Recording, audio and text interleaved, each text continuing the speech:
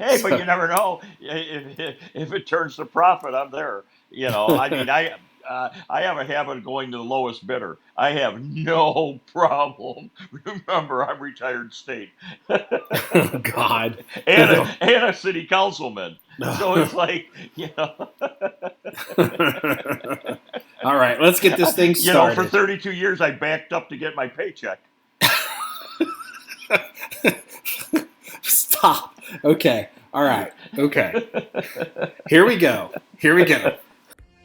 On this episode of the John 1911 podcast, why we were gone, tractor issues solved, Danny visits LA, and Australian Defense Forces go with Accuracy International. Okay, good morning, everybody. This is Danny and Marky, and this is episode 275 of the John 1911 podcast. It has been more than a hot minute since we've actually had a regular episode, and we have a lot of explaining to do.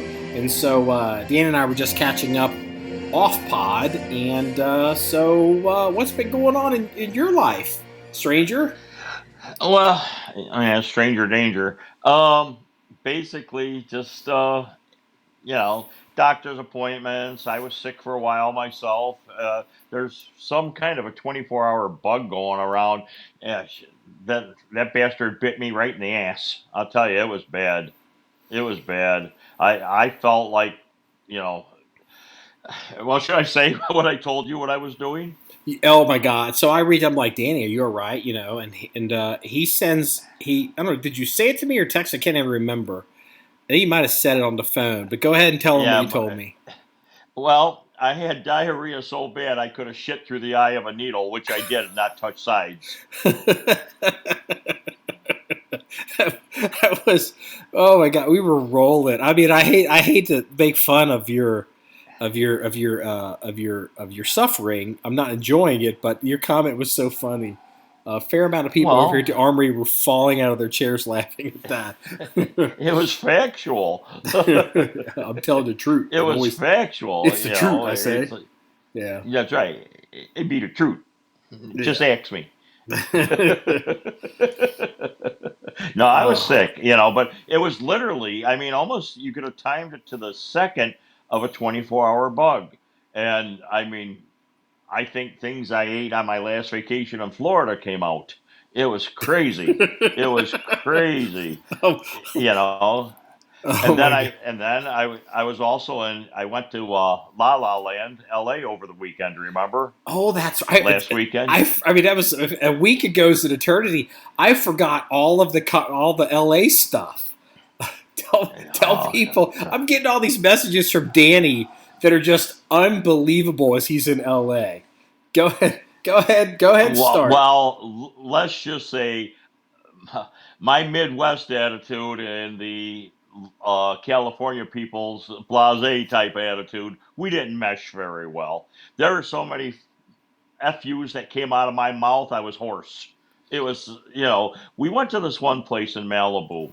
You had to pay to get into the parking lot. You had to pay to eat, and then you had to pay to get out. You had to pay to get out? Yeah. You didn't tell me that. If you ordered something off the menu, your pay to get out was $10. If you only went and walked along the beach, your pay to get out was $45. Holy shit.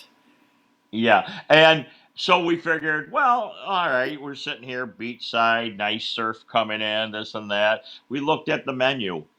3 street tacos, $30 with a gratuity already added in. Well, welcome to the boo, baby. Welcome to the boo. I was looking at a lot of, and maybe Malibu, of course, that's pricey, and we went to Pepperdine University, took a little tour of that. But even in basically like Long Beach and LA, and where the houses are stacked up on top of each other, and you look at some of these prices and you wonder, how in the hell can people afford anything like that on national average income? I don't know how they do it. I don't know how they do it. The cost of living in California, especially in Southern California, is so particularly Southern California is so high. And also a couple things. So Malibu is not the wealthiest place in California. That would be more up the coast, closer to San Francisco, like Montecito Right. and Big Sur and all that. Montecito, and then I can't remember the other place, but Malibu is a very wealthy place. Malibu is kind of a suburb, kind of LA.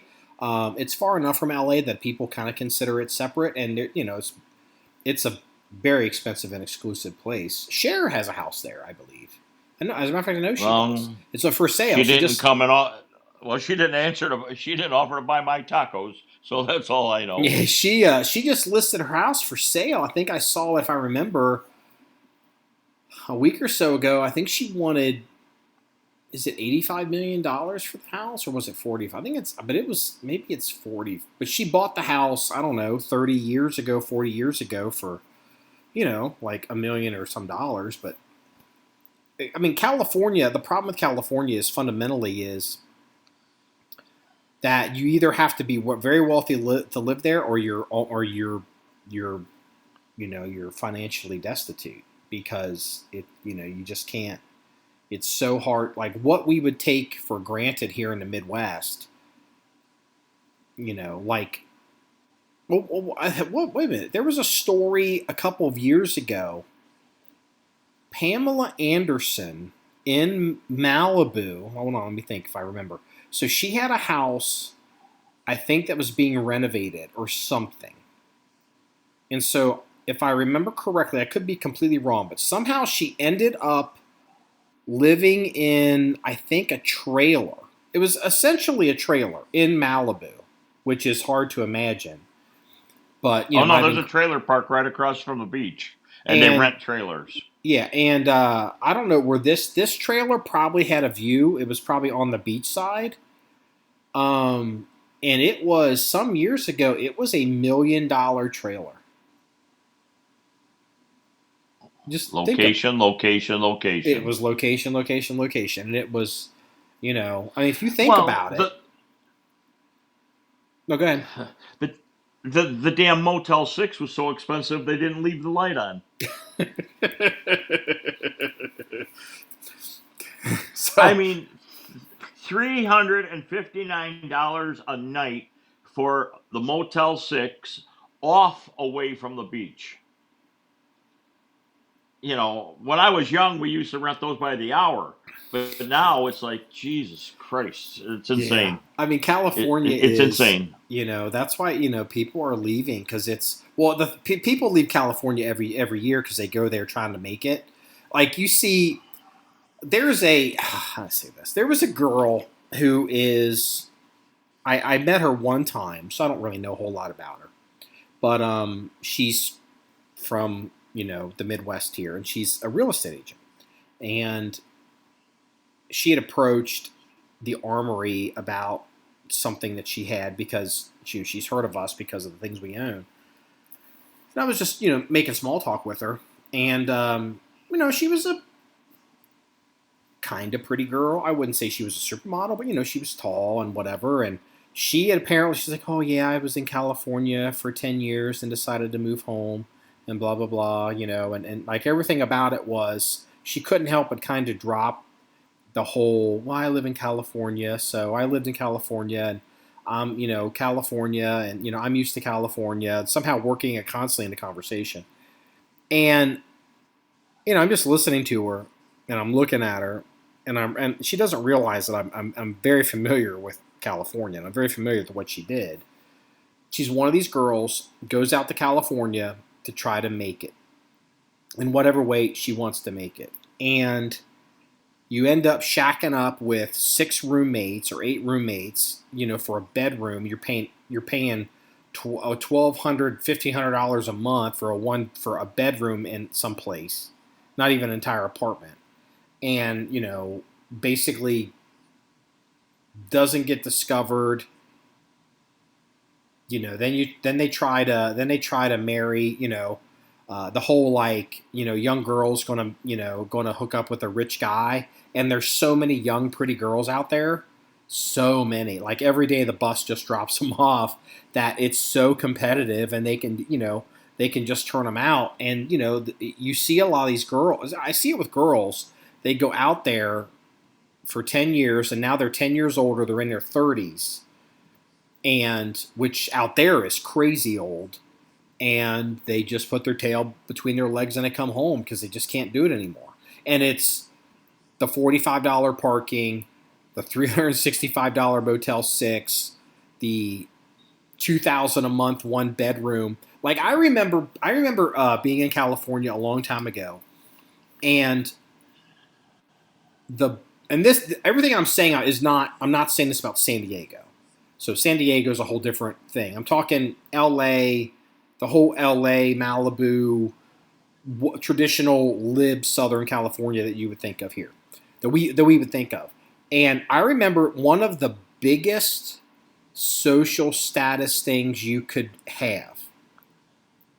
You'd be like, is it a Rolex watch? Like a young guy, like he's Rolex rocks, he's got a hot car, or, maybe he dresses well, or he's good looking, or whatever. One of the biggest status symbols for a guy was he doesn't have any roommates. Like, he doesn't have roommates. He's got his own place. Like literally, girls would be wanting to like swan dive onto his fucking dick. Like, I mean, it's it's just an entirely. It's such a. And look. We have listeners in California. I'm not trying to. And look, the California I'm describing isn't all of California. Like everyone knows this, but this area, it's so expensive and so crowded and it's so competitive. And there's nothing wrong with competition. I love competition, but it's a giant thirst trap, and you can only you either make it or you wither and die in that environment. Eventually. I mean, it's like, look, you could maybe an argument I could say for people not familiar, and it seems like I'm talking about something different, but it's not. It's like the Navy SEALs. The Navy SEALs, there's a whole genre and, cultural identity and mystique, and then there's, the celebrity and the people that they read about it, they know all about. Like we get these kids on our social media that literally couldn't lift a 40-pound dumbbell over their fucking head, and they know all this shit about Navy SEALs because they're star fuckers. It's no different than being a star fucker about some hot chick. And but the Navy SEALs, for every one that makes it into the teams, how many thousands get kicked out, don't make it, get churned up and spit out. And then, even then, the ones, how many of them that make it have you never heard of because they're not, there was always some Navy SEAL about every year, 18 months, 2 months, 3 months, or every year, 18 months, maybe 3 years it comes out and this is the new cool Navy SEAL. But, there's a couple thousand of them that you never hear of. 1,800 of them, maybe. I don't know what it is, what the number is now. But and there's so many people that throw. It's like the lottery. Like you can't win if you don't play. But a lot of people throw themselves at that, and they never realistically had a chance of making it for various reasons, and they end up coming home with their tail between their legs because they can't compete in that environment anymore. And there's more similarity in that whole culture, in that LA, greater LA entertainment model, pretty person culture out there with, say, the Navy SEALs, and a lot of people would be real comfortable admitting it's not dissimilar at all. Well, I stood downtown Beverly Hills on the corner with my thong on, and I wasn't discovered. So there it is. Yeah. Oh, hey, wait a minute. Don't you live in Chicago? Don't you have a neighborhood? I don't know if this is true anymore. Don't you have a neighborhood in Chicago that used to be called Boys Town? You should just go to Boys Town. with your fucking thong and see what happens. I don't know if that's still true. It's been a long time since I've really been in Chicago. Well, I'm Danny's like, with a, Danny's there's a little sweat running down your forehead. Boys Town, never heard of it. yeah, was standing there with a leopard skin thong on and white go-go boots with tassels. Didn't get me discovered. Nothing will. Hey, you know what? In today's age, you don't have to go to LA to do that. All you have to do is make a website, go-go boots and whitetassel.com, and put your picture up. You'll find someone to give you some OnlyFans money.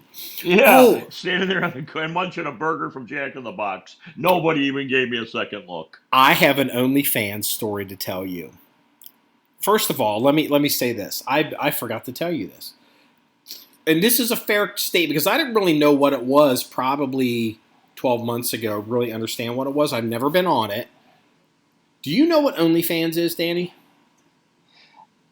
I have heard of it, but I do not know what it is. Okay, so if I understand it, what it is, you know what Patreon is?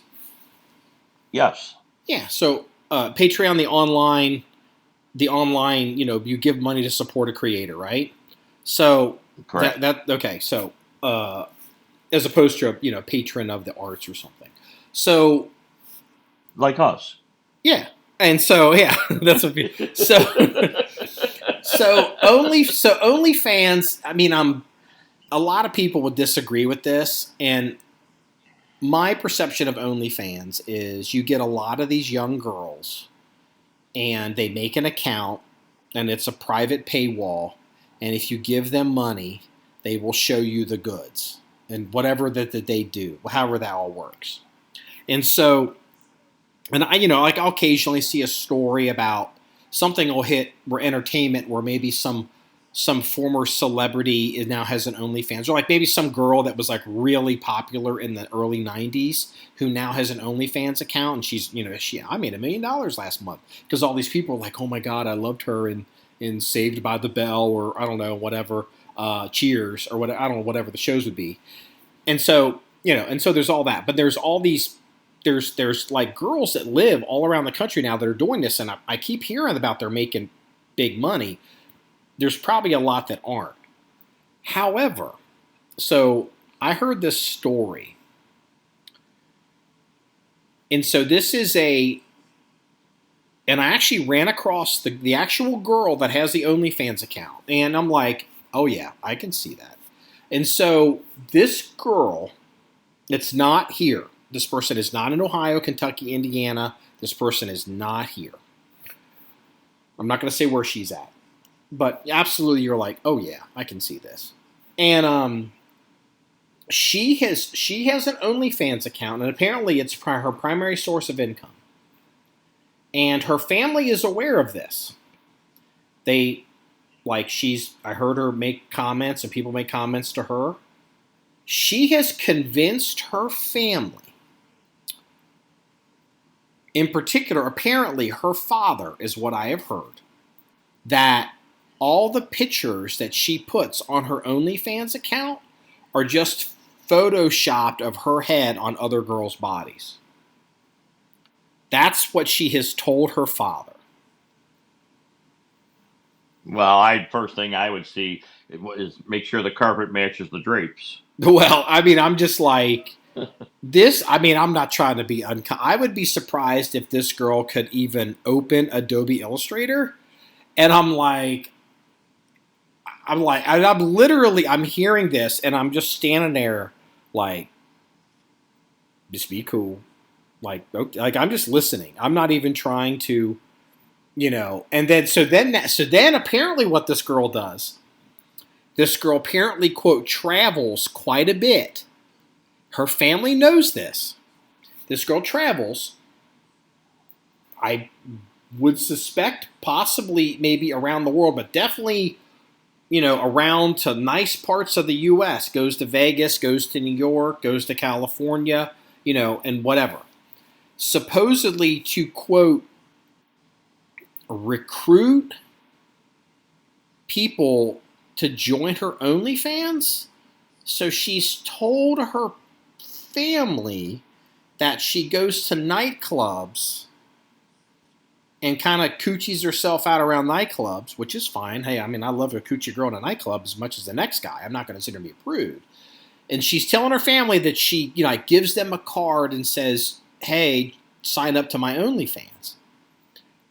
And again, I'm just listening to this, and I'm like, and so somehow she's spending all this money to go around and recruit guys to give her money for her OnlyFans, that she's photoshopping her head on the other girls' bodies, and it's not really her. And I'm listening to this, and I'm thinking, your daughter is a fucking whore, and she travels around the world sucking dick for money, or worse, and and I'm like, talk about willful ignorance. And then it's just one of these things like, not my circus, not my monkeys. It was like, holy cow. And well, she's probably making more money than you and I put together, though, if you look at the long-term thing of it. So it's like, who's wrong and who's right here? She's making the money, I'm sure. She's making probably decent money for whatever her age she is. I don't think she's 30. She's never made more money than I've ever made. There's no way. But look at it this way. You got a tractor boner for free. It cost you a dime. Yeah. So, hey, look, you know what, Danny? So what's happened is, I have, like, people listen to this podcast, like, I don't want to talk about tractor. No, let me take over this one. Marky sends me all these pictures of the tractor. I mean, the tractor with a bucket on, the tractor with a bucket off, the tractor's dashboard, the tractor with a new front motor on, the tractor with a front motor off, the tractor with a rear motor. So he finally got the front motor working. And he sent me a picture of it, and he was worse than any kid in a candy shop imaginable. I tell you what, I was worried that. Hey, I don't want to hear it. You sent me a picture of you laying across the hood of one of your tractors in a fucking thong. So I don't want to hear. Right. I don't want to hear about it. with white go-go boots on. White go-go boots and tassels. But it's like, so I of course said, you probably got a tractor boner right now. I mean, you're in love with that thing. And oh my God! The more you use it, the more you want to be with it. It's worse than a woman. Okay. So part of the reason why we haven't been able to do podcasts for a while, well, Danny's been very busy and been sick. I've been extremely busy, and I've had a couple issues going on. And look, it's my fault. We need to get these out more frequently, and we're going to do it. And we have a plan. With that being said, one of the issues that I had, and it really took up the most of a week of my time, was we got this front end cutter for the tractor, and it's called a lane shark. And basically, it's a bush hog that goes on the front end loader, and it's powered by hydraulics because there's no PTO on the front of these tractors. You can't get tractors with PTOs, but with front end PTOs, but neither here nor there. So what happened was my dealer wouldn't deal with this thing. My dealer wouldn't touch this because they weren't going to really make any money on it other than shop time. And they figured that the liability wasn't worth the little profit they were going to make. And so they basically were like, yeah, you're on your own on that one. And if you burn up your tractor's hydraulics, we're probably not going to cover the warranty. That's literally what they told me. And it's like, well, I need this thing. So I shipped the tractor basically to Tennessee, and it's gone for 3 weeks. Comes back, we get it on the range.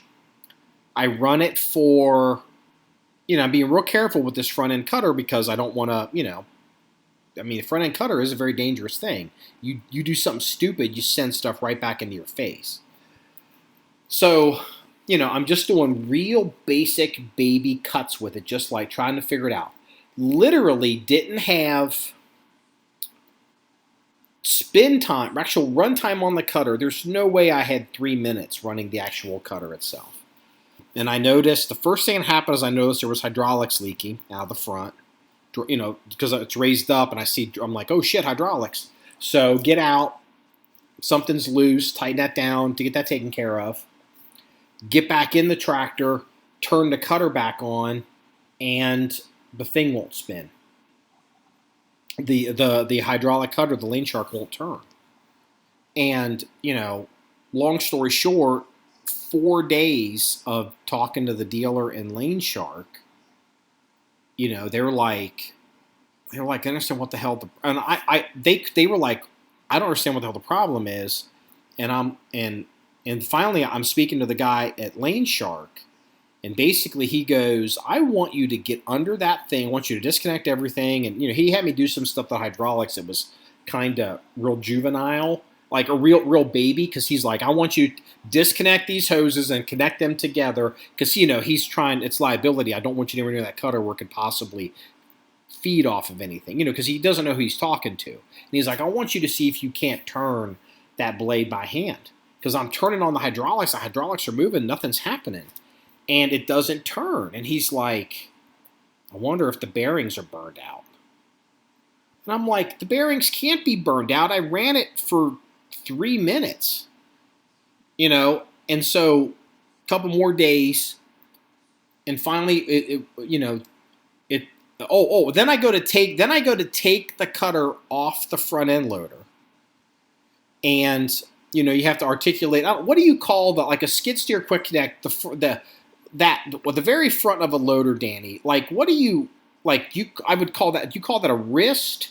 Like if you have a bucket and you can articulate a knuckle. Okay, so a knuckle. So, okay, so I take it on the ground, skid steer quick connect, throw the levers, take it off, turn the knuckle back up, and move it and park it, and I have it up, and literally now I'm seeing a lot of hydraulic fluid coming out of it. And I'm like, oh fuck. And so was that coming out of the quick connects or what? Well, I run up there, no. So what had happened was the hydraulic lines that they had run for this third function up front, it wasn't tucked in right, or it moved and got behind the knuckle. And when I pulled the knuckle, articulated the knuckle rearwards, it cut the edge. Say that fast 5 times. Yeah, it cut the edge of the hydraulic line, and it was like, son of a bitch. So you didn't have enough pressure going to it. No. It wasn't tucked away properly. Did it pinch the line? And yes, it pinched the line. Okay. So I had to have so now it's like I didn't have the tractor for 3 weeks. I mean, I had the tractor for a week, and then it went away for 3 weeks, and we needed it for the range. We're so behind on stuff. Get the tractor back. Literally that day they drop it off. I spent that whole day trying to diagnose why this thing isn't running. Like, before the guy that dropped off the tractor with the cutter was even back, I was already emailing him and calling him going, we got a problem. And it just took a lot of time. And it's like, now it's like, what about the hydraulic lines? They don't know what length they did, and how it's like, it just wasn't tucked properly. And so, this is the first time I've ever dealt with hydraulics. So I had to use some common sense. And it's like, well, number one, I'm like, I'm not being a dick, but you guys can't have my tractor back. We need this thing, and the thing is too, this tractor's so heavy, I can't move it. It weighs 11,000 pounds. And so, it's like, all right, and everyone's kind of pointing the fingers at each other like, we're going to warranty it. We're going to do this. We're going to take care of that. How are we going to do it? And I said, that's great. I decided this is great. But if I make it my problem, if it's my problem and it's my fault, then it's just get it fixed as quickly as possible. So instead of like, now we got to schedule time to get a driver to come up here with a truck, many hundreds of miles to pick this tractor up, take it back down there, many hundreds of miles, blah, blah, blah, and all this stuff. And it could be weeks. I'm like, I took everything off the tractor that I needed, put it in my truck, ran it down to the dealer, had them tear it apart while I waited. Like they'd ordered all the parts. They were like, we're going to order all the parts that could possibly be on this thing because they couldn't replace. They were like, well, can I just get a new unit? They're like, we don't have one. So I go down there and they crack the thing open. What they discover is it's not the bearings, it's the spindle. They were like, apparently the spindle's bad. So they took it apart, put a new spindle in it, and then they made me a hydraulic line just a little bit shorter, like 2 inches shorter, and that's all free. And then I paid for a second hydraulic line as a backup because I'm literally like, I don't have hydraulic lines. As a backup, same length, just in case something goes wrong again. And, like in the interim when some of this was happening, I went out and had to go buy hydraulic fluid. Because, like, literally, did you get a 5-gallon bucket of hydraulic oil? Yeah, well, I got that from my dealer because, like these problems started happening, and I'm so new to the tractor. It's not like I've been running it for 4 years and I've got all this equipment and experience to be able to, solve it. Suddenly now the learning curve is real high, and I'm running around trying to do this so I can take care of it. And I took care of it, but it took the dealing with all these different dealers and manufacturers and running stuff around just so I don't have to sit and wait. It was a week of work. And that literally knocked me offline. Count your blessings that the hoses are quick connect.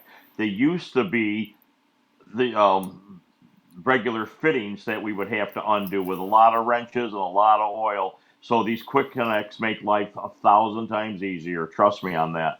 Yeah. They're not. I guess there's a flat face quick connect that I think is considered better. These are not. I think these are Pioneer. They call these Pioneer. Am I remember the one where you have to slide the sleeve and pull the collar back? Yeah, right. And always remember on the front end of that quick connect, you know how it's got that ball. Make sure you burp it first before you try to connect it into the female side of the quick connect. Otherwise, it'll never go in. Yeah, because of the pressure. So, I mean, I've seen, like, I even knew this when I first got the tractor, like, dudes who, they would shut their tractor off, and, like, let's say they were trying to disconnect their front end loader, they would take their loader joystick and they'd move it around in a circle to try to drop the pressure in the lines. And I was aware of those issues, luckily, before this thing came up. So, not everything has been great with this, but... And, also, because I paid for this special WR long third function for the front of the tractor.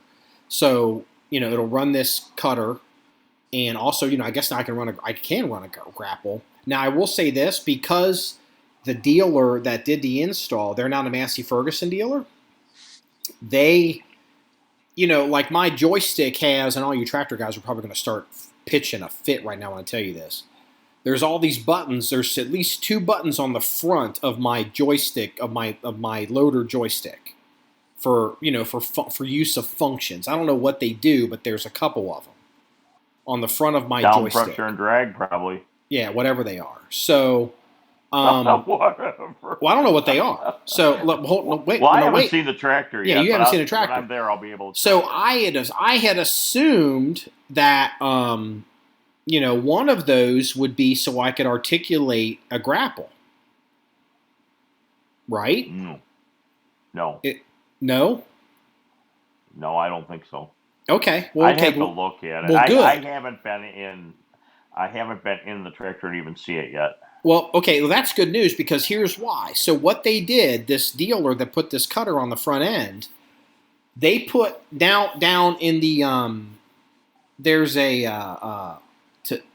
they put a rocker switch in the dashboard down below where the there's a cutout for various things all over the tractor. They put a rocker switch in below the joystick controller, and that rocker switch they say is to articulate, open and close the grapple. And I was like, well, I didn't say anything because it's like I don't have a grapple right now, and it's like they're not a Massey Ferguson dealer, and you could tell they were kind of like, we had to put it there because they didn't really know how to make it all work with your tractor. I'm like, that's kind of shitty because if I'm running a grapple, I would have to take my hand off the joystick to articulate a grapple. But, I'll let the Massey Ferguson dealer deal with that later, but that's my current situation. So now, with all of that out of the way, and whether that's terrible or not, you're telling me that that's not that bad.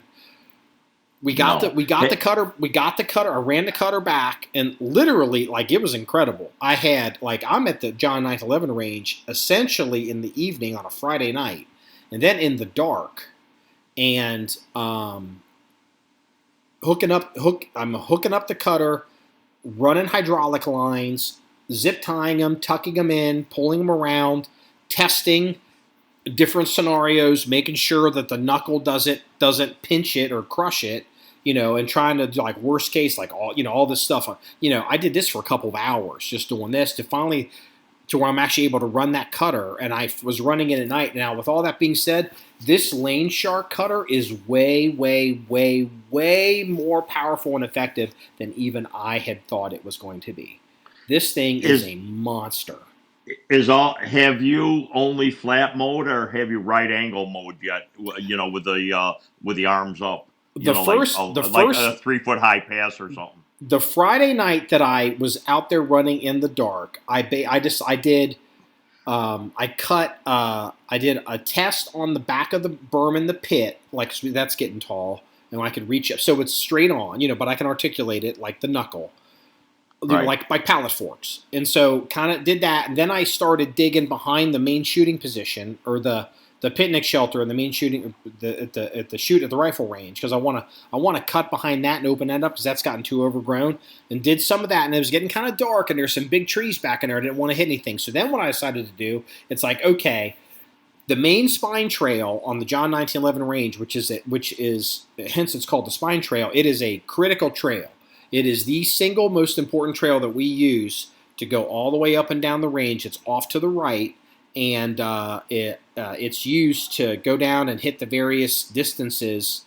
If you want to hit the 200, if you want to hit the 300, the 400, the 500-600 impact zones, you got to go down the spine trail, and then even beyond that, it goes back to the very back of the property. Well, over the years, I've been cutting it by hand with the hand tools, and it sucks, but it's been growing in. So I decided that first night, I'm up and down, because I'm like, this thing's going to break, or there's a problem. It's got to happen tonight on Friday night so I can call the dealer on Saturday. So I'm going up and down, just going straight on into areas where I'm like, this is a pinch point, let me just work on it. And it was pretty impressive. But, because you have to turn the tractor to go into stuff, down a trail, you have to go cattywampus down a trail. You can only do so much, and you back out and have to start over. But, I'm learning. And so I did that, and I was like, this is pretty impressive. And I worked all the way down to what I would consider is what we call the primitives, which is a field in the very back of the property. And I was like, damn. So done for the night, came back on Sunday, did some more testing with front end still straight on during sunup so I could see, because I'm literally out there in the dark at the Friday night with work lights on. And so then I decided to practice doing the offset, where I had it set to a 90 degrees and up on the front end loader, and I can either run it down on the ground, or I can raise it above the tractor and cut high. And let me tell you something, because it's a lot of bush hogs have recesses on the deck. This recesses on the deck that can chop bigger things, like because the blade sticks out a little bit. This Lane Shark has that, and if you hit stuff at that 90 degree angle, even like stuff that's like bigger than what you think you should be able to cut into. Holy, this thing cuts through stuff like the lightsaber in Star Wars. Yep. This thing is a monster, and it's like.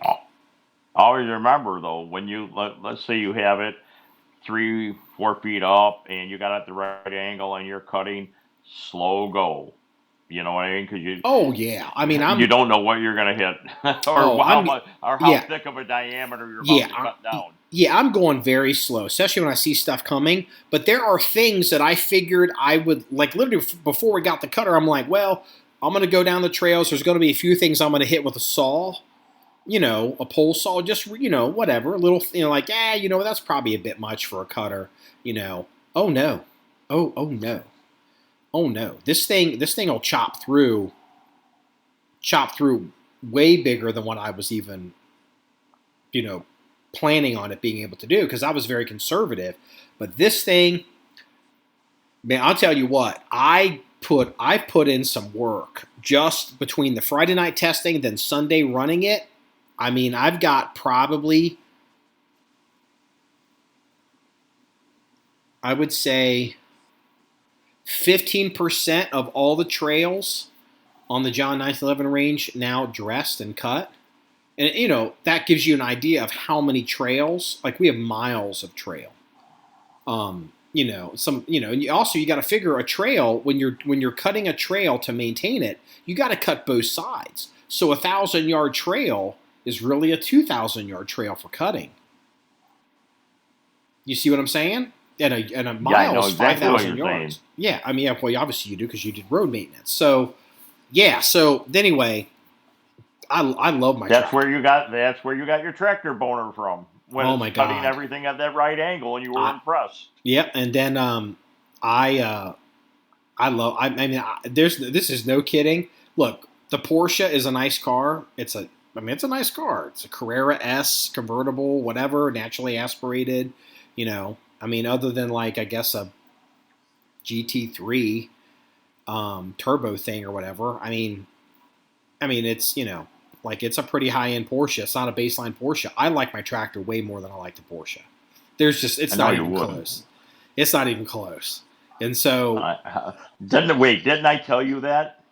Didn't I tell you that? Mm-hmm. And you thought, no, and then finally now you're realizing that you'll have a love affair with that thing. That's the new love of your life. I mean, yeah, but that took up a week. Like, even you'll notice content for the website even slowed down. It was just, it was a lot of, dealing with stuff and, causing issues. So, now also we're still bidding, and that's not the only thing. Like, the tractor and repaired and all that, I'm still dealing with bidding for a barn, because I gotta have a structure for the tractor. And now we're back on. I was gonna say, where are you gonna park that thing for the winter? It'll have a barn, because I'm gonna have to spend. Right now, I'm at $19,800 on a barn. That is it's currently configured. It's not the final configuration, the final quote, and it's not gonna have a cement floor. It is 24 by 40, and it's got a 16-foot easement, or eaves, 16-foot eaves. So I can have a 14-foot tall large door, tractor door, construction door, and with the pitch of the roof, I can get a lot of equipment in there, and I can even stack stuff if I want to get bigger stuff in there. Now, we're still working on, probably putting, what I may do is I'll probably put the barn up by the 600-yard shooting position, and off the side that faces downrange, so over there by the 600-yard shooting position, you can obviously see down the rifle range. Well, I'm going to put I don't have the quote on this yet. I'm going to put a farmer would call it a lean-to, but I'm going to call it a glorified porch. A porch that's big enough that I can get the tractor or equipment or vehicles out of the weather or out of the rain if people want to come, they want to park and load and unload, and they maybe have a man door over there, but I can put equipment on this lean-to, but also we can shoot from it as another covered shooting position, shooting down range. So I get the inside tractor storage. Here's a quick question. Do you park your Porsche on concrete? Yes. Why wouldn't you spend the money and pour the concrete before you put that garage up or barn or whatever you want to call it? In the long run, it's harder to put concrete down once the structure is up than it is to put it down and put the structure on top of it. that's true. And so I know it's true. I mean, I haven't, we haven't, I'll have to get, I mean, I will get a quote. I will have to get a final quote for, what concrete can be and what it'll cost. You know, I'm of two minds Because on that. well, you got to realize, though, I would put the concrete on because that way you could put your anchor bolts, your Hiltis, whatever it is around for the frame up. It's just 1,000 times easier to have it done before than after. Yeah, like he was the contractor for the barn. He's like, what we do is we frame it and we leave it open, and then the cement truck comes in and pours, the foundation, or pours your floor, not the foundation, the floor, your cement floor through the, because they can pour and all around it, and then they enclose it. So, we'll get the numbers. We'll see. I mean, there's is a cement floor going to keep mice and stuff out of the barn? Probably not. No, of course not. You're in a field. I know. You're in a field. So my point is, we have a shipping container that does a real good job of that already. So, we're still going to have the shipping container. I've decided I'm not going to get rid of it, and it's watertight, and we don't have any issues because it's installed right. I got no humidity issues, nothing. It doesn't rain. It doesn't. I mean, it don't get. People call it raining on the inside. Like, there's all this infrastructure, the people for the range, that people don't want to hear because they're into the guns. They don't care about how the sausage is made. But yeah, there's a lot going on there. And so then I'm waiting here today because we're supposed to get 2 large dump trucks of 73 gravel. They call it 73. It's 1 inch down the dust that we're gonna re-gravel all of the shooting positions, and we got to re-gravel the pit, we got to re-gravel the shelter, and then I got to re-gravel the main. I call it the 100-yard shooting position because it's an even 100, so you can shoot an even 2, 3, 4, 5. So I want to re-gravel that because that hasn't been graveled in 4 or 5 years, and I couldn't re-gravel any of it because we didn't have the goddamn tractor for 3 weeks. Well, and now you have your own bucket. Yeah, we have the tractor. Yeah, nice, we have the tractor, and the thing is too also because if I've got to get a large dump truck, and honestly 2 loads is probably not enough. I know it's not enough because you figured it out by cubic yards. But 2 is enough to get us started. But a real dump truck, as opposed to what the previous contractors had, which was a glorified F450, a real dump truck driving through our entrance and then driving back to our pit. I mean, I don't want no big ass dump truck back there if it's even remotely wet, tearing up the shooting facilities. So it's dry today and dry tomorrow. And I'm trying to get a guy to make 2 dumps tomorrow. So are you going to pile dump it, or are you going to have them tailgate it? I'll have him pile dump it because we don't have enough room for him to tailgate it. You don't have to tailgate it some because it's such a big pile. He's going to have to. Okay, you're saying tailgating like try to drop it all down. No, he's going to pile dump it. He's going to give me because we don't have enough room for him to tailgate, and also I don't want to close the pit. So the reality is, I mean, if I got to pull some stuff off the pit, there's some stuff I got to burn. But if there's 2 giant piles of gravel in the shooting pit, and for some reason the sheriff's office calls me out there and goes, "Hey, we need to shoot some qualifications this week. Come on," they can shoot around the gravel. We're not closed. You know what I mean? Right. Where I know what you mean. Yeah, so I can go and I can move it myself. So, and I'll. That's because you have a loader now. I love my tractor. I love my tractor. Tractor boner. Yeah, and the thing is, all the different facets of it, are so nice, and always remember, if you have enough money, there's attachments for everything. Well, you know what? There's a couple lessons I learned with that. So, I was real big on the toolcat, and one of the reasons I was big on the toolcat was it's enclosed, heat and air. It's got a front end stuff, so I can do the front end cutting and do all that kind of stuff, and that's great. But also a toolcat fits in a shipping container, so I don't have to build a barn. But a tool cat at the end of the day was going to cost me about $80,000. And it was, and my problem was, it's going to get stuck. It's going to be way too easy to get stuck. And it was like, why? If I need you can get a tractor that fits in our shipping container.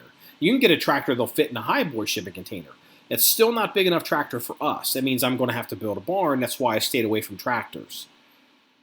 Well, because it's like, it's going to be $100,000. And guess what? Between the price of the tractor, price of the cutter, of all the attachments we bought so far, and the current quote on the barn, which will be more expensive once we do the lean-to and well, the current quote on the barn without cement or the lean-to, I'm at 100 G's. And it's not financed, it's cash. And it's just like, I was trying not to do it, but now I'm just like, fuck it, get it done. So, but in the long run, you have to. Okay, here's the thing, though. In the long run, when you build the barn, you're adding value to the property. The main thing, when you got the tractor, it's much more usable and versatile and long-term beneficial for you to have a tractor than a tool cat. It took me a while to understand that, but I agree. And, Well, yeah, I tried beating it into you, and all you did is argue. Well, look, I have to be open to all sides. And, the issues, the tool. I was talking from the voice of experience. Yes, and I don't have experience. But, what started hurting the tool cat was, I know how easily they get stuck and how low clearance they have. I was like, because I want a vehicle that I can run all year. And it's like, the tool cat, I started realizing, is not going to be a vehicle that I can run all year, realistically. Not to actually, if I needed to. And then the other thing with the tool cat that really started to bother me is looking at Bobcat in general, is their shit is high maintenance. And high priced. Well, it's high. It's very high priced, and it's high maintenance. And it's like, okay, like there was, like I'm gonna get like a tool cat isn't $85,000. You're 60-some thousand. The late model one, a brand new one. Then you got the attachments, and and you. I mean, like, oh yeah, you want like I can't remember what it was. Like you want like some of the features that I would be obvious you would want on a tool cat. It's like, oh, that's an option. It's like, really? It's like, okay, so between you option out what you want and then the attachments, you're over 80 grand. And then I started backing up off this, and I'm like, I can buy a lot of goddamn tractor for $80,000.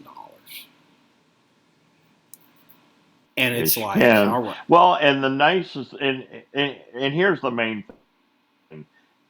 Always you're climbing up those 3 steps and able to look down at what you're doing is better than eye level, from a tool cat. Looking down, you have a much more peripheral. You can see a lot better, of your surroundings. It's better than being at a level looking.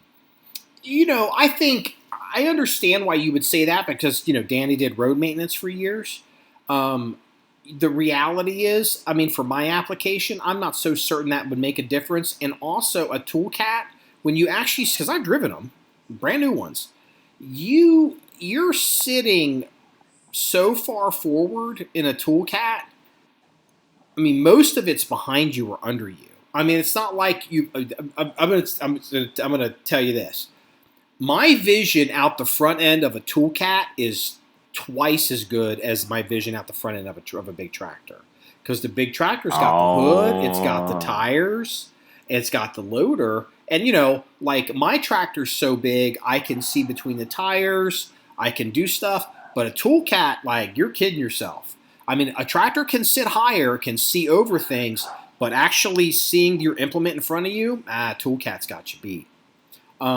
But you know what? Being able to see, I think that's personal preference. Being able to see how well you're stuck in your tool cat versus not being stuck in your tractor wasn't worth it to write a check for 80 G's. And again, this is all cash. I'm not financing this stuff. So, let me tell you something about renting attachments. Did I tell you the story about the tenant farmer we had? So, and his name is Curtis. For what? And For hay? Huh? For hay? Yeah, we had a tenant farmer that used to pull hay off our range. And so I reached out to him and I'm like, hey, we're looking at a tool cat, and I found this Massey Ferguson tractor. And he's got he's a giant. I mean, I think it's giant. It's a John Deere. It's a 130 horsepower tractor. To me, it's giant, but to him, it's like it's his tractor. And it's, it's not old. And, I'm like, what do you think? Do you have anything to say one way or the other? And he said something, he's like, look, I gave him the pros and the cons of what I was thinking about, and he knows our property. He knows how easy it is to flip something on our property on our ranges. And it's like, so if I'm going to have a tractor, I'm going to need a big tractor with all this weight and pushed out and fluid and the tires and everything. And even then, you still got to be smart. And so he's aware of that. And I was like, but I can get, the front end cutter with a tool cat, and I can park it in a barn. And the thing is, the front end cutter is so important to me because we have all these trails that we have to maintain.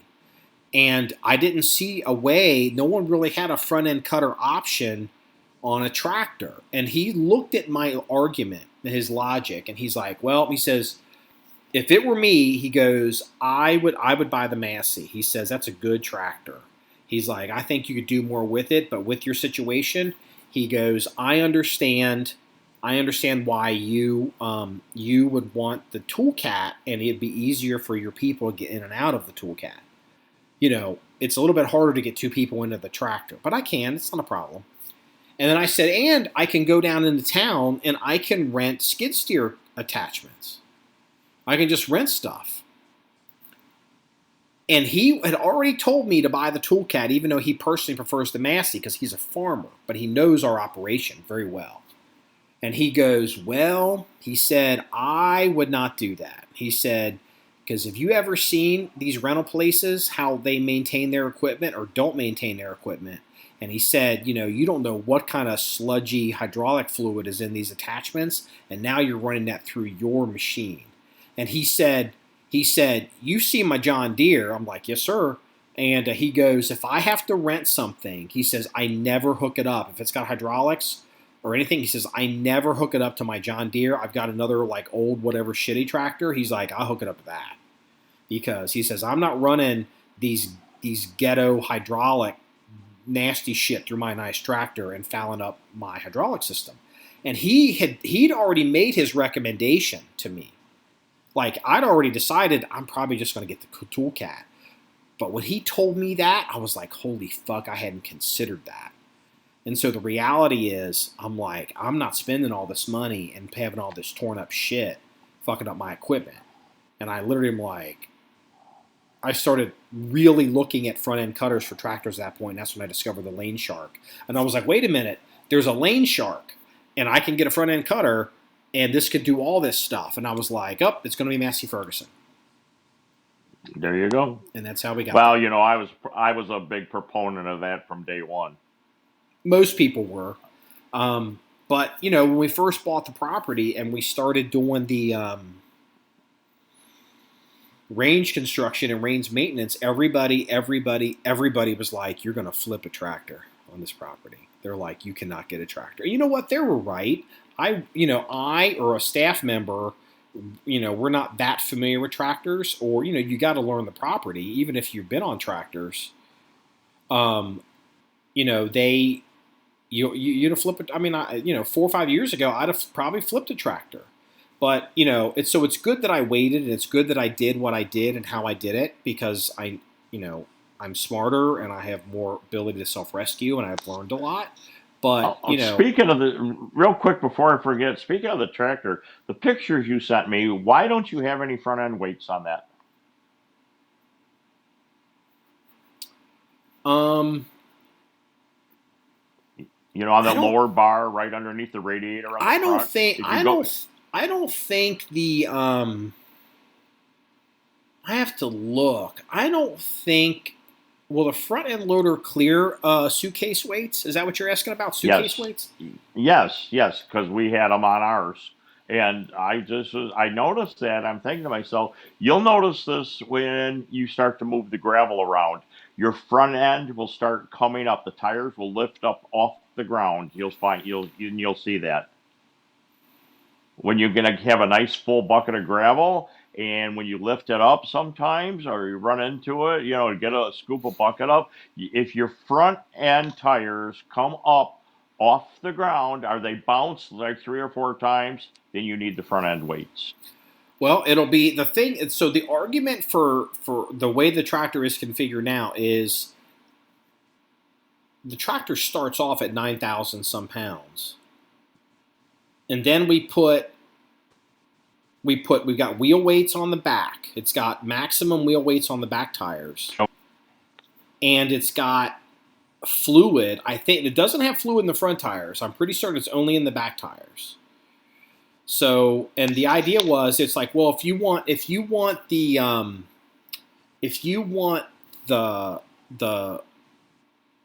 suitcase weights to hang them off the front, I didn't know if that would clear the front end loader, but the argument also was, I'm never taking that loader off that tractor. And so I just have, normally if I'm operating, I've got something out front.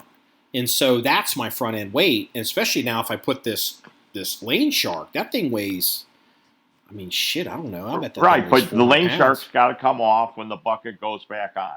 All right? Yeah, I know. When you're going to start moving gravel, the bucket's going to, all I'm saying is if your front end is hopping up, then you'll know that you need to add some weights on the front. Well, I thought the whole point of having the weight in the back of the tractor is so you could have more, so you don't so the back of your tractor doesn't flip up when you're loading gravel. No, you'll see. They have to counterbalance each other. Okay. When you get your first scoop of gravel, all right, and you go to lift it, like say at a quick pace, if your front end is bouncing and coming up, you'll have to add the weights. You'll think to myself, the goddamn Danny was right. Probably. I mean, they sell them you don't have to buy Massey weights. You can go to any dealer and get front end tractor weights. Just get them and spray paint them. Universal. I was at the Massey dealer, and they actually sell Massey spray paint. Like, it matches the color perfectly. It's like, is that what color the Porsche is going to get painted? Well, I better get a red thong to go with my boots then when I'm out. Oh God! So the John 1911 2023 calendar's out. That's right. I want to be Miss May. Is that the title? I don't know. You can make whatever title you want. But, did you see Kanye West put in a bid to buy Parler? I heard they agreed. Really? I believe they've agreed on a price. Well, I wonder, a guy like Kanye West, why all of a sudden he's Mr. Free Speech right wing, where he's coming from on this. And he's very anti-left. He apparently seems to be very anti-Semitic, too. Kanye West, I mean, look, let's just be real about Kanye West. And, a lot of people, the problem they get when they start dealing with Kanye West is, he comes out with his White Lives Matter shirt, and he talks about how Black Lives Matter was a scam, and it was. Like like most of that money didn't go anywhere. And they hook up with the guy, and they're like, oh, Kanye. And it's like, he's crazy. And he's in about 30 seconds, he's going to say something that totally makes you look like an asshole. And it's going to be horrifying. And, everyone understands that Kanye West is probably bipolar. He yo-yos, or maybe it's yee-yees. He yee-yees up and down so much. It's like, oh, here we go again. And so, but let's talk about Parler for a minute. So I remember, like, everyone was like, oh, you have to have a Parler account. And I think we actually downloaded the app, and we might have even created an account just to secure it. But it's like, like, whatever. We never used it. And, okay, why would Parler sell to Kanye West? Do you know why? Profit. Okay? I don't know if that's actually the way you could say it. So okay, so Parler is a business, and I don't think it's not public. It's probably privately held. I assume it is, but it's got an overhead. It has a valuation of some kind. How you would determine that, would be would be open to debate, and that valuation would be determined. That evaluation would fluctuate depending on the situation of the market that it exists in. For example, if Twitter is going to be a total censorship platform, True Social, run by Donald Trump, Parler, and other alternatives become more valuable. Now that Elon Musk is buying Twitter, and he says he's a free speech absolute. Well, maybe he hasn't said free speech absolutist, but he's basically for free speech. That now, and they're an established brand with established customer base and established social equity. There's a hippie phrase, social equity. That makes all these also rans much less valuable. And so if you're sitting on the board, or there's investors, or there's money tied up in Parler, and long term that like, okay, God, if Twitter turns back into a monster, and and Elon Musk is able to turn the company around, make it real popular, maybe he can make a super app where people can process payments, and people can say things, or maybe he wait for it to generate money and income and advertising, because Twitter is so poorly run. Twitter is so poorly run that compared to like Facebook and Instagram and all these other social, it's not worth it. It's a failure. Well, if Parler gets a tender offer of X dollars, and it's actually competitive or even more than the value of the company, there comes a point where the members of the board to the owners of the company, to whoever's the investors of the company, that they have a fiduciary responsibility to at least say, we should vote on this, because technically, we don't know if long term that Parler is going to be worth anything, and it's right now he's giving us fair market value, maybe more, and like they almost have to sell it to him. Well, it's going to be interesting. Do you also see where um, the people that own Twitter now sued Musk that he must follow through with a deal? Oh yeah, I've followed that quite a bit. And yeah, I just read that the other day, but it's going to be interesting. Maybe not as interesting as some of these Senate races, but it's going to be interesting to see how much free speech and openness that, be it Parler or Twitter, and the owners of it are actually going to allow their people to do. Okay, so all right, let's talk about Elon Musk for a minute. Let me put my business hat back on. Elon has a problem. Elon has a huge problem. Like, everyone knows the economy. When Elon made that offer, well, okay, all right. I'm gonna. Okay, let's start with Elon Musk. I don't like Elon Musk. I don't dislike Elon Musk. I really never paid much attention to him. Like, I didn't even really pay attention to Starlink until the Ukraine war thing happened, and one of the guys on the SWAT team was like, "Oh yeah, I have Starlink," and I'm like, "Really?" And so Elon Musk lies a lot. And let's just talk about Elon Musk talking to Twitter. Okay? So this is a business deal. They're selling it to him, right? This year, it's October, and this happened this calendar year. I don't remember the timeline or the exact dates, but at one point, Elon Musk told Twitter because he started buying shares of Twitter. At one point, he told Twitter, "I am going to be on the board of Twitter." Do you remember that? Right. Yes, yes, I do. Okay. Yeah, So no, I remember. yeah. So he said, "I'm going to be on the board of Twitter," and then someone was like, hey, dude, if you're on the board of Twitter, you can't be getting on social media saying a bunch of nasty shit about fucking Twitter at a public company. Like there's quiet periods and there's blackout periods. And so like, oh, I'm not going to be on the board of Twitter. And then he said, what the hell did he say? Then he said, I'm going, what the hell? Something else he said he was going to do. What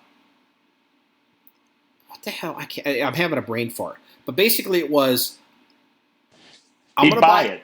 Well, no. There were a couple other lies that he did before the buy it thing. It's like, I'm not going to be on the, I'm going to be on the board. I'm not going to be on the board. I'm going to do, I don't want to buy Twitter. And then it was something else. And then it was, I'm going to buy Twitter. And now he's like, I don't want to buy Twitter. And it's like, okay. So at one point, they're getting drug, and he's getting drug in the court, in the Delaware Chancery Court, which is because the companies, are based in Delaware, apparently, or there's jurisdiction for Delaware. A lot of people, this, Dan, a lot of people base their companies in Delaware and, other places like that for protection and for liability. And so right before Elon Musk, like it's 2 or 3 days before he's supposed to come in under oath and be deposed or testify, basically talk under oath. And then he comes out and he goes, well, I'm not going to be able to make it. I got to cancel because I've possibly been exposed to COVID. And it's like, they're like, okay, all right, so they're going to cancel.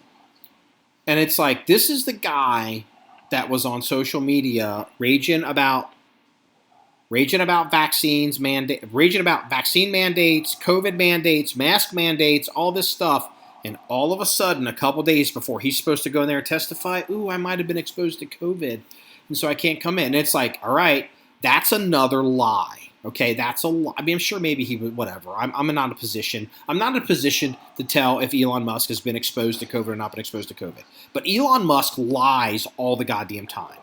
And the reason why Elon Musk did not want to go in there and fucking testify under oath is during discovery, because they already had released, somehow through discovery process, they'd gotten access to some of his text messages. And they'd released some of those. And Elon Musk is not a person, apparently, it seems obvious to me, that does not want to have to answer questions under oath, penalty of perjury, with the facts and discovery, because it could get real ugly real quick for him. I don't know what the problems are. I don't know if he's got a bunch of side chicks. I don't know who he's been talking to. I don't know if he's butt buddies with foreign leaders or if he's been shit-talking people or whatever he's doing. But apparently Elon Musk's communications, his electronic communications, he does not want those out in public. And he had done the math. Because he's like, all these bots are bad, right? There's like 5% of bots. I think it's 20% they're bots, and they're not doing it right. Well, it looked like he had signed a deal. He had signed a letter of intent, and had gotten financing with these people, with these various banks and investors to buy this fucking thing. And he was like, wait a minute. And his lawyers basically sat down with him and said, hey, Elon, we're going to go through this trial. You're going to go through discovery. You're going to answer questions under oath. Who knows what's going to come out here? And this could be very embarrassing. And at the end of it, you're going to have to pay these people $44 billion. And so between the time that he said, I might have been exposed to COVID, and probably the end of the week or the following Monday, he's like, I'm going to go ahead and buy Twitter. And go ahead and tell the Chancery Court, let's just go ahead and dismiss this because I've agreed I'm going to go ahead and buy Twitter. Well, I've already told you that Elon Musk lies like a fucking sociopath. Twitter was like, fuck you.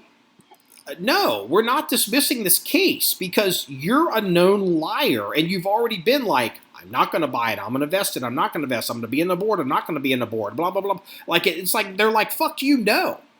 And so then he started picking up the speed to be like, all right, let's go ahead. He's like, then he tells the court, I want to delay this case because I need to shore up the financing from my original financing. Because what has happened when he offered to buy Twitter, Danny, when he offered to buy Twitter, it was at, is it $54 a share? Because it was 40 some dollars, and he offered to buy it at 50 some dollars. And then the market changed, and now I think the stock is worth maybe $14. Wow, what a beating! Okay. So check this out. The day he closes on Twitter, and he's going to have to finance this with a bunch of people, he's in the hole $30 billion minimum. And he's got to service that debt because it's being financed. He's not paying actual cash for it. He's financing it. And a lot of these companies that had agreed to do this deal, I forget which bank is it, which one of these big investment firms had agreed to do this, help him with this deal at these rates and at these market values, and he has drug his feet, and this has changed. I hope he can still get the financing, but his biggest threats right now aren't Twitter. His biggest threats right now is he could possibly get sued for billions of dollars from some of these investment houses that he fucked this whole deal up and cost them a ton of money. He's in a pickle. What I don't understand, I'm not knowledgeable of this whatsoever. Okay, you sign a. I think he's going to get out of it by. I don't think he's going to buy Twitter, and I'll tell you why. My gut feeling says he's going to come up saying he can't get the financing somehow. If you can't get the financing, I mean, you can't get blood out of a turnip, so I think it's all going to go by the wayside. I think he's playing Twitter as a fool.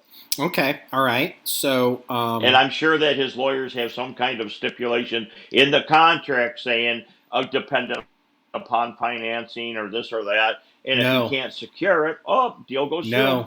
No, he doesn't. And here's the other thing. Way out of my pay grade. Yeah, well, here's the other thing. He's got the money. He's worth, what is $130 billion? Of his own? Is he the richest or second richest person in the world, in America? I don't know if Jeff Bezos is number one and Musk is number two. So here's the thing. Okay, so he is on the hook for the money. And if he can't get the financing, because he think he was going to put up $15 billion of his own money, maybe, then he was going to finance the rest.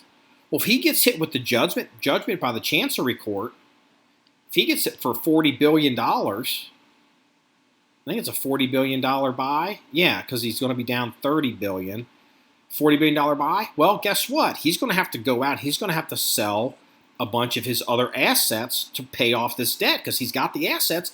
Danny, if you owe a bunch of money to somebody and it's not like you can just write it off, they come in and they can sue you and collect. They take your house.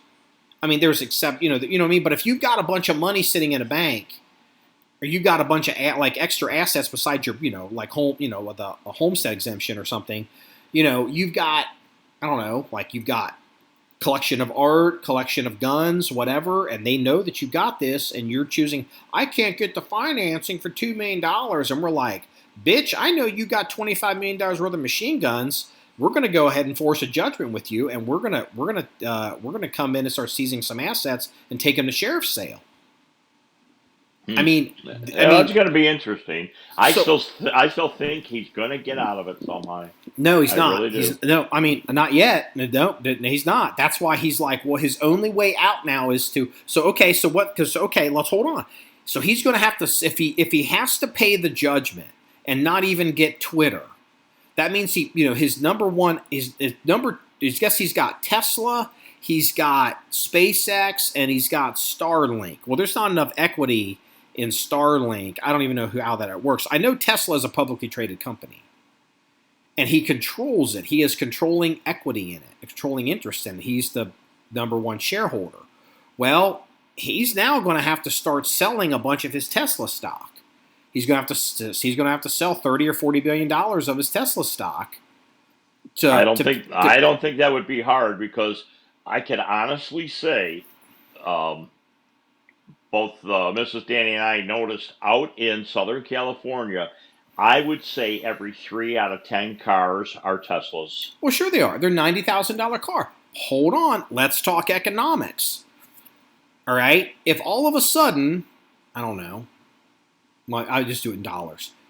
$30 billion of Tesla stock now hits the open market for sale. Guess what happens to the value of Tesla stock? Well, it depends on if they do it under an IPO or not. So it's No. You're just making shit up now. No, it's not under an IPO. An IPO is an initial public offering when you create a new company out of nothing. That's an IPO. This is not an IPO. There's a market capitalization. There's X amount of stock out there. And, but he's a controlling stock, so you don't know if he's going to. I'm sure there's ways. My son would know a lot like you about this, but I'm sure there's ways of doing it to boost the price of the stock. He's going to have to sell $30 billion of his Tesla stock, which is he'll raise $30 billion, but, he may have to sell $35 billion to raise $30 billion, because the value of the stock is going to start to drop. And so, he's got to sell that. I don't know if that's going to be a taxable event or not. Probably will be.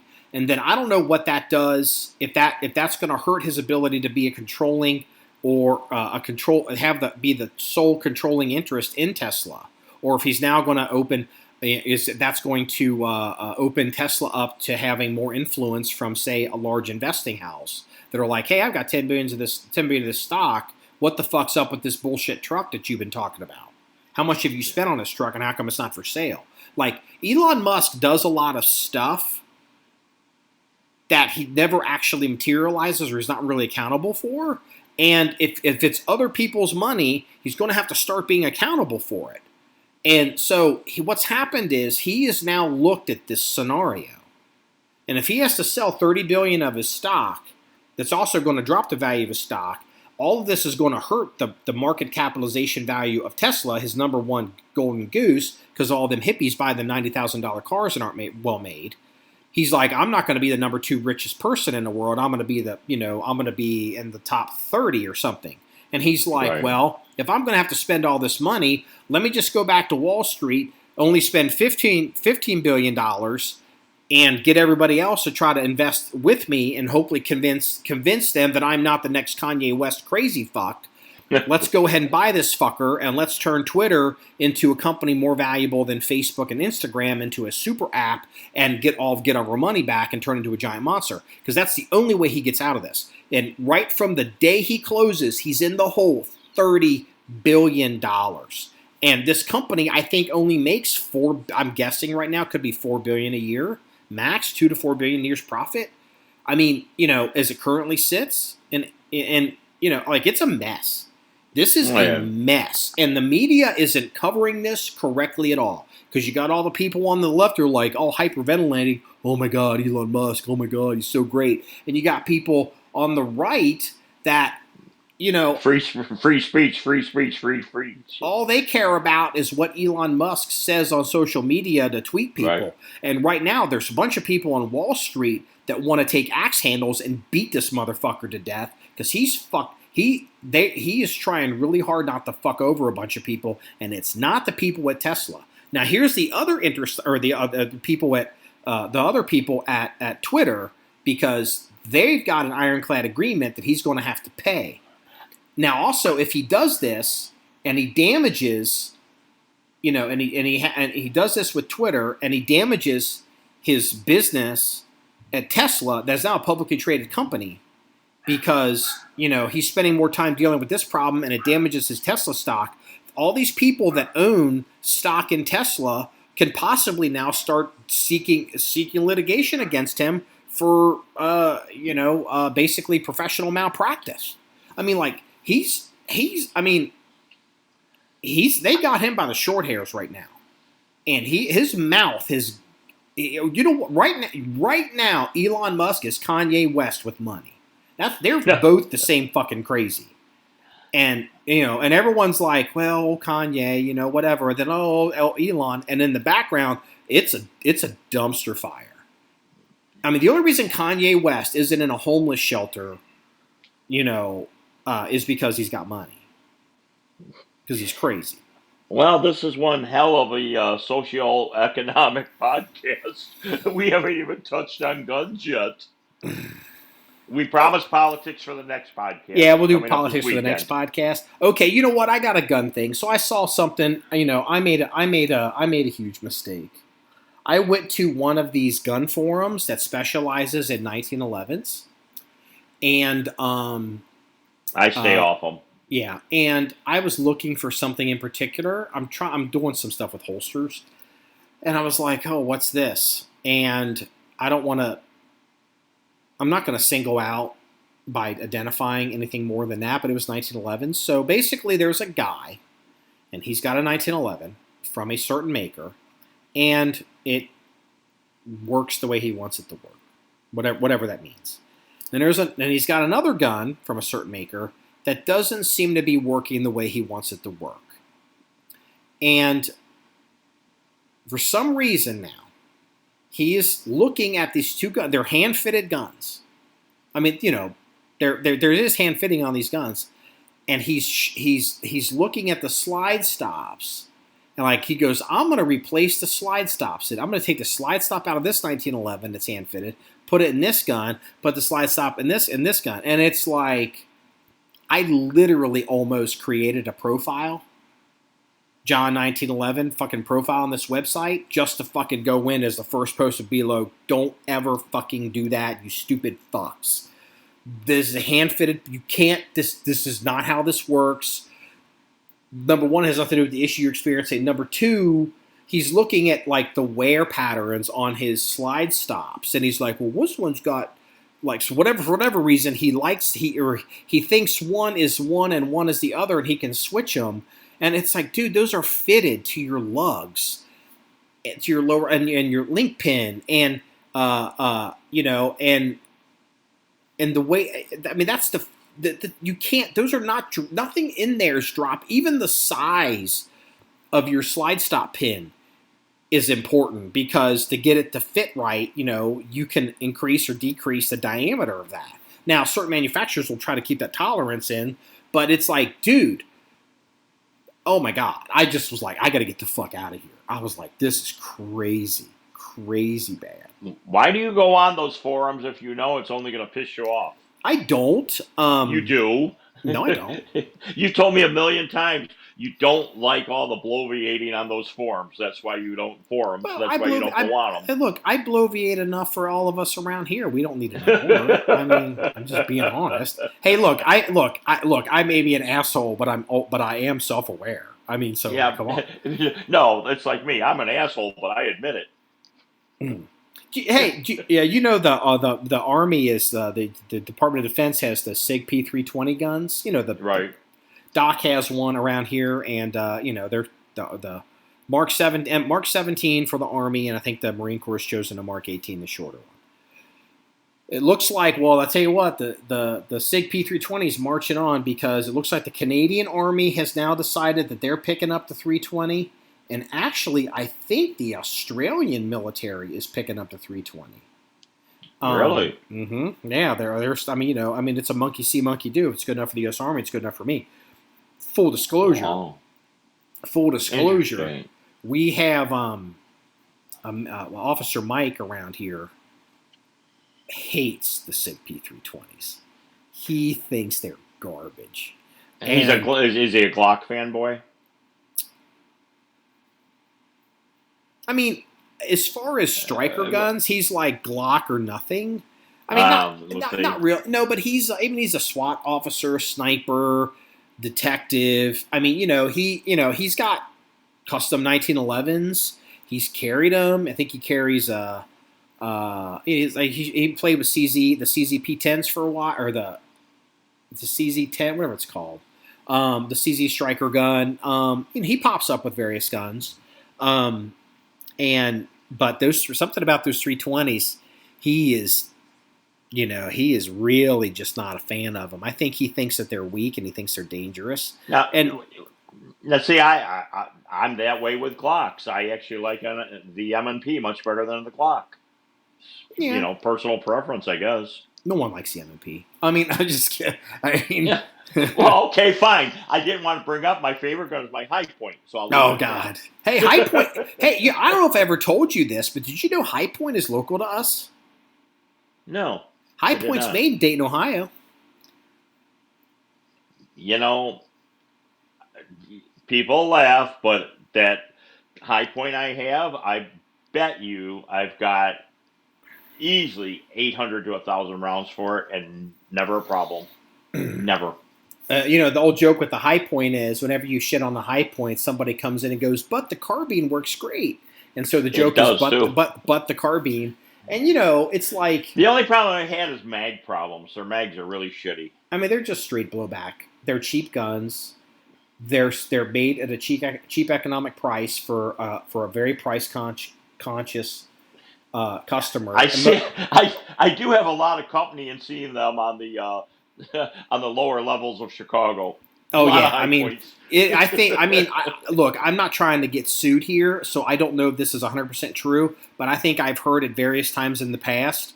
I think it is a fair statement to say that the High Point is, if not the number one most recovered quote crime gun in the United States, it's got to be in the top 3. I think it's number 1, and I have heard a rumor because they're not that far from us. They sell a lot of crime guns, right? I mean, I just hate to say it like that, but they sell a lot of cheap guns and a lot of cheap gun stores that go to a lot of cheap people. There's nothing wrong being a cheap person. You do what you can when you can with what you got. But there's also people that just want to buy a gun to throw it away, or because they're ghetto, or they can't get guns, so they get what they can get, right? They're dopers and they got felons, and you see them, all the streets used to anyway. I haven't seen him in a while, but I've heard a rumor from at least 2 separate sources that High Point in around Dayton, Ohio, they have a relationship with the ATF because the ATF is constantly forward tracing High Points. They recover a High Point and they're like, where the fuck did this gun come from? And so they go to High Point and they're like, okay, serial number 123. When did you make it and where did it go? We made it in January of 2022 and we sold it to RSR distributors. And then they go to RSR and do whatever. And then so what's happened is, and then they're doing so much ballistics testing and bullet matching with High Points that High Point has a relationship with the ATF, that the ATF comes to High Point, I think, on a very regular, if not almost permanent basis, and brings agents in to train on whatever it is they're doing, either on ballistics or forward traces, or maybe to come up with new techniques or things. Because High Point sells so many guns, how come the ATF never comes in and goes, High Point? Okay, all right, let me back up off this, Danny. Let me tell you this. If a bar gets a lot of calls for service, it can be shut down as a public nuisance, right? Correct. You never hear any government entity, you never hear the libs. That just occurred to me. You never hear a Democrat or the libs or gun control people talking about High Point. They never. We need to shut down High Point. We should shut down High Point. Not that I can recall, because quietly they're like, they work with us on gun control and on criminal tracing, so don't fuck with them. That's the sotto voce. That's the sotto voce conversation that a lot of people don't want to hear about High Point. But here's what you have to ask yourself, though. You have your 45, very nice. Your Wilson. I have a 45 High Point. If the same intruder breaks in your house or mine, he'll be just as dead. It doesn't matter what it really comes out of now, does it? Well, you know what? Life is too short to shoot bad guys with shitty guns. I mean, look. Hey, look. Well, I'll tell you what. Hey, look. If I ever have a home invasion, I'm going to tell the guy, do you want me to get my M&P, or would you rather be shot with a high point? I see what his answer will be. You know, if he's upper echelon of a criminal. Okay, so look. In World War II, and the Germans are coming over the mountain. They're coming over the ridge. And Audie Murphy has a choice. He's standing there, he's got a choice. He goes, I can either pick up this cheap stamped grease gun to fight off the Germans, or I can jump on that Sherman tank with that with John Moses Browning M250 BMG high quality machine gun. And he's like, I'm going to mow him down with some class. I'm going to mow him down. I'm going to, press hard. I'm sure that was the first thing on his mind, of which product implementation. Which one should I use? Maybe he wanted to reach out and touch somebody just a little bit further distance. Have you thought of that? Look, Audie Murphy, most people in this podcast have no idea who Audie Murphy was. He was a hero in World War II, Medal of Honor. Fun trivia fact. If you watch any movies about Audie, because they made movies about Audie Murphy, it's actually Audie Murphy in the movie. Yeah, he starred himself. He starred as himself. And another fun fact, Audie Murphy actually died in a plane crash not far from where I'm originally from. Really? So look that up on the internet, and you'll be able to figure out. I know. I will. He was also he was only 17 when he enlisted too, because he had to feed his family. Did you know that? It might have been younger than that. I think he might have been like 14 and lied. I don't remember. If you're in the audience and you want to Wikipedia Audie Murphy, I don't think he was 17. Because I think you get a waiver at 17. I think he was. I'm almost 16, certain he was maybe? Technically illegal. But it was World War II, wink, wink, nod, nod, because 17-year-olds can always get in. Only in the past decade have they, like the Marine Corps, even stopped allowing 17-year-olds to do the DEP program or to enlist. So I'm pretty certain that a 17-year-old in 1944 could have enlisted in the military. I could be wrong.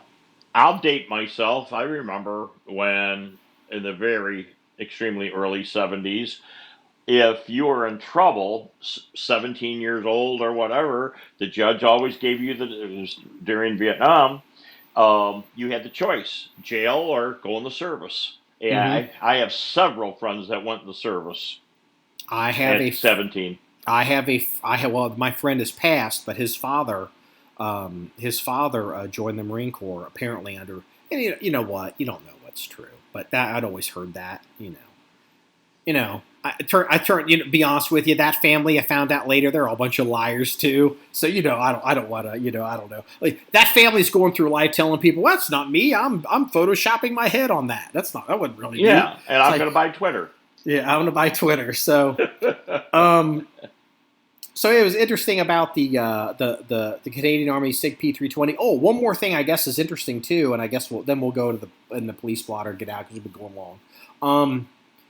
I'm into the Blazers, like the Blazers, straight pull Blazers, tactical 2 guns, and all that. And I've seen your article on the 308. Yeah, the Australian military, they ran tactical 2s for a long time, and I think eventually they're going to surplus them. Well, I don't know. Australia may cut them up, but we'd like to maybe they'd surplus them out. And we've been talking to X-Tech in Australia about bringing in X-Tech tactical 2 accessories, and we talk on and off for 5 years, and even wanted to meet at one point at a show in Europe, and they just keep ghosting me. And, it's like, I don't understand. And so I even go in public with it because it's like, it's obviously not going to happen. And it's 5 years of just wasting my time. So Australia, it looks like they have officially found a new sniper rifle. They are using an Accuray International, International AI gun called the AXSR rifle for Australian snipers. For the sniper capability of the L-159 contract, the rifle will be introduced into service as a multi-caliber system. The Blaser, their gun that they're replacing, the Blaser is a multi-caliber system. This one's going to be 338 Lapua, which the Blaser was, 300 Norma, which the Blaser was not, and 7.62 NATO. So, pretty interesting. It's the AI guns are good guns, and there's no two ways about it. They're a little heavy, I think. I don't know about the AXSR specifically. I have no experience with it, but I remember they were. But it's fine. I mean, it's great gun, good. I mean, it's not a Remington 700, so I mean, they're definitely not choosing a bad gun at all. So good for Australia. As much as I'm disappointed about the Blaser, time marches on, and if I was in charge in the snipers over there, which I would never be, I would probably make the same choice. So, good for them. Oh, there you go. So anything else you need to cover before we go into the... No, I'm great. I have a very, very busy week coming up with a lot of Georgia voting started by mail today. So I'm anxious to see. I'm going to try to find out how many turn-ins they're actually getting for early voting because, that is a key race. But we'll save that for our weekend podcast. Yeah, politics. We decided to keep politics kind of low on this one because the next one's going to be politics heavy. Because let me tell you something, I was right.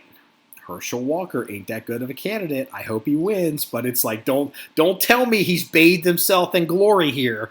It's like We, for the last 2 months, I still say he's going to be the October surprise, and I still think he will be. I think he's going to pull it out, and he's going to be the deciding vote in the Republican Senate.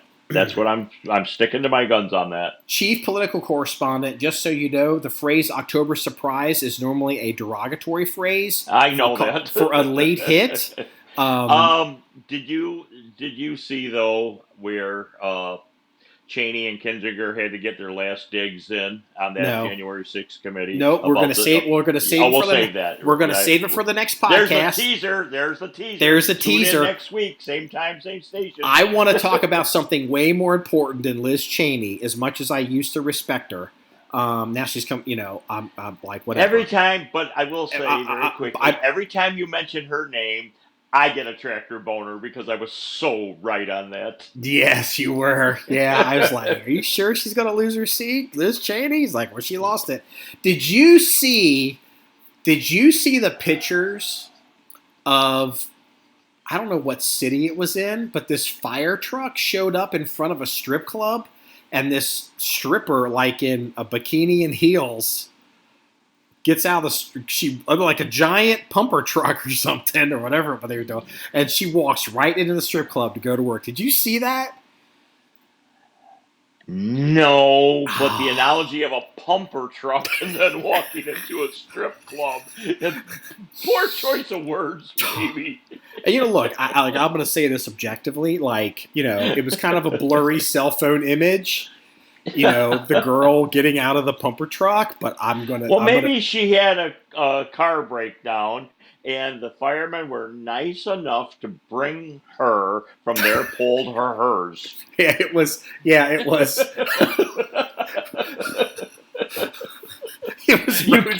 was roadside assistance.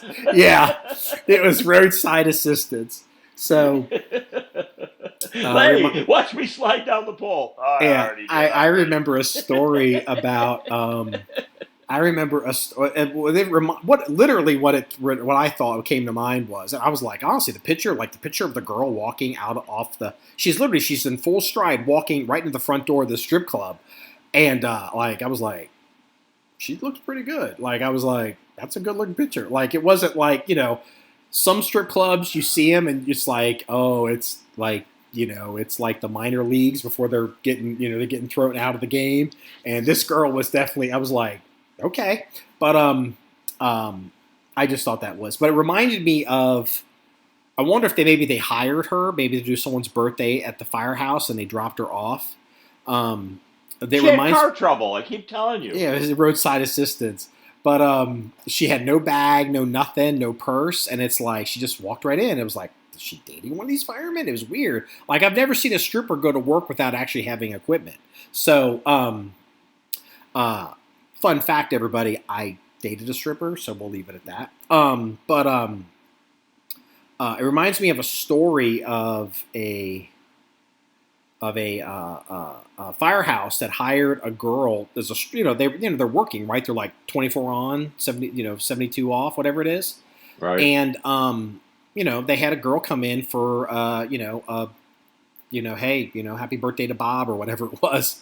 And they just called some company and they're like, just send over, a girl, and we're just going to have a little party. And it wasn't anything. I don't believe it was like nothing bad happened, or it wasn't like crazily inappropriate. I don't even know for sure if she even got totally naked. I don't even remember. But what happened was, it turned out that the girl was a high school girl, and she'd secretly been stripping and getting away with it and hadn't told anybody. But because there were photographs of her at a fire department that they got, and they're like, oh my God, people went to prison, people lost their jobs. Like, it was a mess. It was a mess, and all it was, and like, I feel bad because the firemen didn't know. They were like, yeah, candy apples will be here at 7. Candy apples. And I'm sure the senior guy is like, look, like, if the alarm goes off, be ready. Like, I don't think they were like all shit-faced or something. I think it was just something to do at work because it was the dude's birthday. And like, literally people went to prison over this one.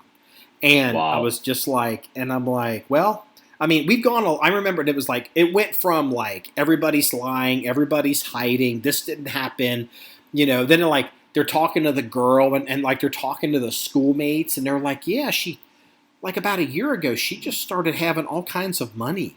And they're like, it's like, some 17-year-old girl. Yeah, she's in my history class. Yeah, she was 17. Apparently she'd been stripping as she was 16 and been making bank and somehow was getting away with it, like had a fake ID or lied or something. And, and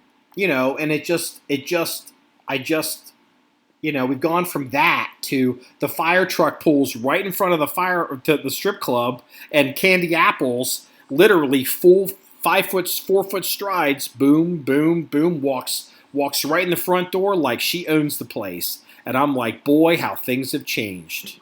How about it? That should have been a fireman. Well, okay.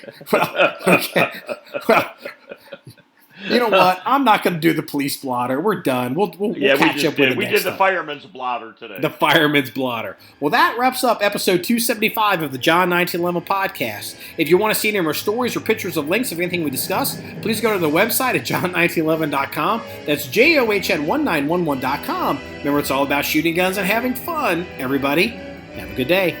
It's a great day. Not one time did you say, Danny, watch your microphone. Almost. It was close. See you later. Bye-bye. Bye.